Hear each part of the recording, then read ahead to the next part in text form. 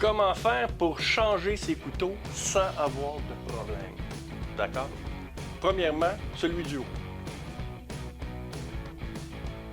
On remonte le couteau vers le haut, ainsi.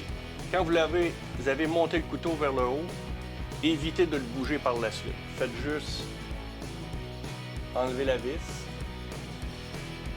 et retirer le couteau. Comme ça. On les dépose sur la table. Ensuite, on enlève celui du bas.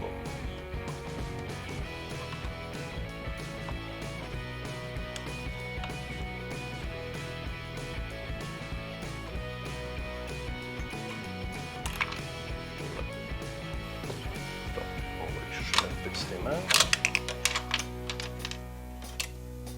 Voilà, on récupère le couteau. On peut vérifier aussi si le couteau est en bon état. Donc, il ne laisse aucune marque. Donc, celui-ci est très bon. On va vérifier l'autre. Il y a des petites encoches ici. Mais, il coupe bien, il n'y a pas de problème avec. Lorsque c'est juste endommagé légèrement comme ça, on peut quand même faire quelque chose. OK? On a des limes, exactement comme celle-ci, qu'on peut avoir chez les magasins Rona. Il y a du 200 et 400 sur un côté. On va commencer par la partie le plus dure, c'est-à-dire le 200. Et on va frotter, pas comme ça, directement à plat sur le couteau.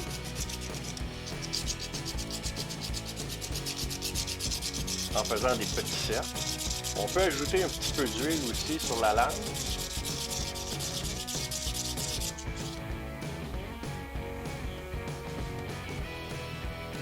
Bon.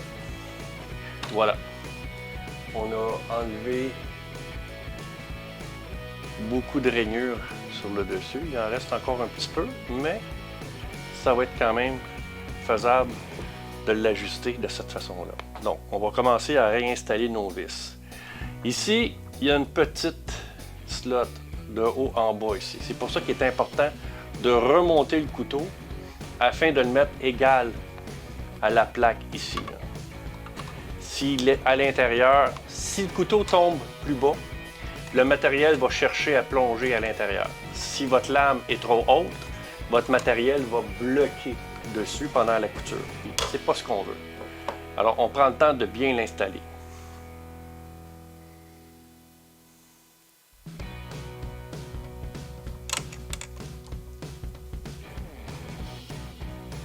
On va appuyer légèrement et avec un petit tournevis, on va venir relever notre lame ici vers le haut, comme ça.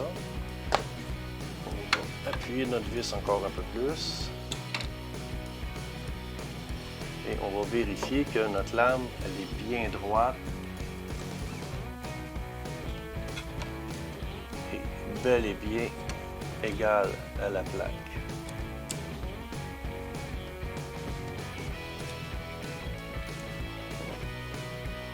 Donc, maintenant qu'elle est bien placée, on va appuyer correctement. Maintenant, la lame du haut. On n'a pas bougé, comme tantôt je vous ai dit, il ne fallait pas bouger parce qu'il faut installer la lame de façon à ce que la coupe soit à l'intérieur. Vous voyez, il y a une petite déviation, ainsi. Donc, on va la placer de façon à ce qu'on soit capable de la réinstaller correctement. Comme ça, sans oublier. Donc, avec les pinces ici, on va se centrer correctement. On va le retenir. Ensuite, on va installer notre couteau. Donc, la partie en biais, la plus haute partie vers l'intérieur ici.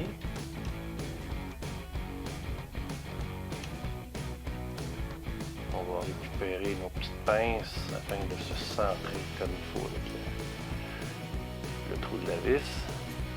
Et on va aller mettre notre vis à l'intérieur.